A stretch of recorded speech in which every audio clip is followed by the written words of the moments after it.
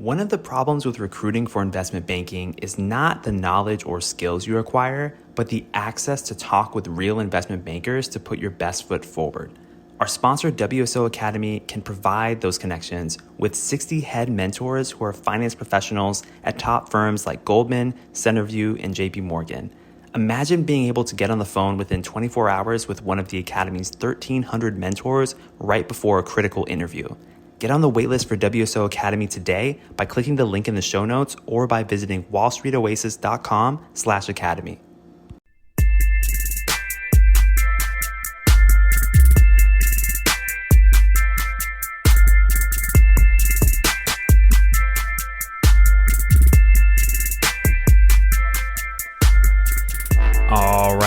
All right. Welcome to Investment Banking Insights. This is the only show dedicated to helping you learn both the technical and non-technical aspects of the investment banking process. My name is Alex Mason, and I am your host, current MBA student here at Cornell, and excited to be working in investment banking this summer. Super excited for that. I know it's still a few months away, but I'm just really excited and doing all the prep that I can now for that experience. So wherever you are on your journey, thank you so much for tuning in. And today we're going to be talking about finding data for private transactions. Now, we spent a lot of our time recently talking about how to find data for publicly traded companies when we're coming up with precedent transactions that we can use in evaluation analysis. But that begs the question, what about private companies, especially certain investment banks? A huge portion of their work is working with private companies. So if you're doing a precedent transactions analysis, how do you get information on private deals? Well, here's the good news first. When a private company is purchased by a publicly traded company, you may be able to get some documents from the SEC. It's kind of like, well, part of the deal is related to a publicly traded company, so you can actually get some publicly related information relatively easily. So that's really the good news. So for example, if a publicly traded company issues publicly traded securities to buy a private company, then it has to file a prospectus, and you can get some information there. So if a company, say like Walmart, like buys some private retailer or a private e-commerce business, for example, and it issues stock to do so, well, it would have to file a disclosure because it's issuing stock. Or let's say that Walmart issued publicly traded debt, it issued bonds. Well, because it issued a publicly traded security, it would have to create a filing for that transaction. So that's an example. Also, if the publicly traded company that acquires the private company issues more than 20% of its pre-deal shares in order to execute the transaction, a proxy statement must be filed, and you can get some deal-related info there. I mean, we spent a whole episode talking about the proxy statement and the importance of it.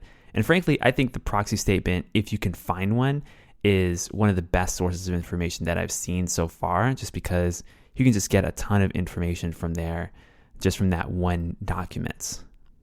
Okay, but here's the hard part.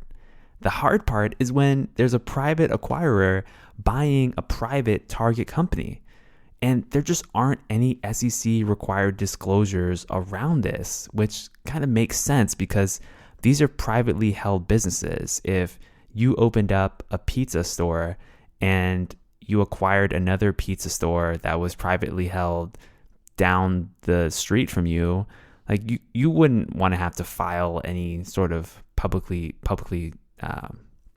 facing documents, right? Because like you want to keep information close to you, to the vest. You don't want to necessarily let competitors know what you're doing. And that's kind of the burden on publicly traded companies, right? When you're a publicly traded company, you have to put information out there, but you also get access to the capital markets in a way that private companies do not. So there's a little bit of a trade-off there. So that's basically the hard part. If there's a private company to a private company transaction, it's a little bit harder to get info. But there are things that you can do. You just have to get a little bit more creative when you're sourcing information. So first of all, you can read press releases. You can read the news related to the deal.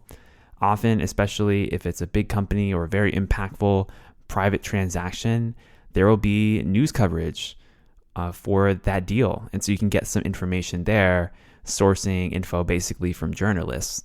You can also scour the websites of each of the companies for any publicly disclosed information that they put out related to the deal. Sometimes you might find info in financial databases. So maybe you have a Bloomberg access or FactSet access or S&P Capital IQ.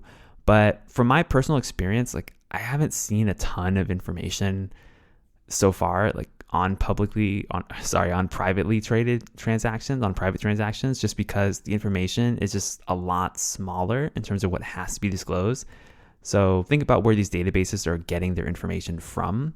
They're going to be way more useful for public transactions. But another thing that you can do for private transactions is you can look at trade journals. Every industry, every little niche industry, every sector has a series of publications that are basically industry-related news. So you can find these trade journals, and sometimes you can get specific information talking about a certain deal in those publications as well. So those are other sources that you can look at. Obviously, there's no hard and fast rule. That's the tricky part with private transactions, but those are some sources that you can use to get information related to a deal.